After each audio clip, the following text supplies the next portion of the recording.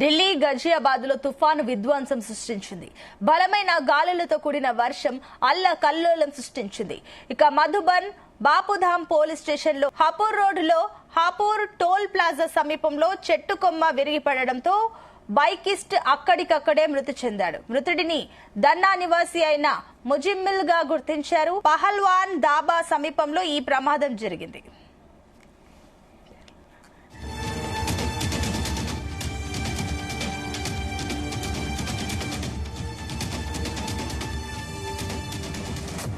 ఇక బైక్ పై వెళ్తున్న ముజిమ్మిల్ పై అకస్మాత్తుగా పెద్ద చెట్టు కొమ్మ పడిపోయింది. ఈ సమాచారం అందిన వెంటనే పోలీసులు అక్కడికి చేరుకొని మృతదేహాన్ని ఆసుపత్రికి తరలించారు. హవూర్ రోడ్డులోని గోవింద్పురం కట్ వద్ద రోడ్డుకు ఇరువైపులా చెట్లు కూలిపోవడంతో చాలాసేపు ట్రాఫిక్ జామ్ ఏర్పడింది. ఒక ట్రాక్టర్, ట్రాలీ, మరో బైక్, ఒక కారు కూడా చెట్టు కింద నుజ్జునుజ్జయ్యాయి. ఇక రోడ్లపై పడిపోయిన చెట్లను తొలగించే ప్రయత్నంలో మున్సిపల్ కార్పొరేషన్ బృందాలు బిజీగా ఉన్నాయి.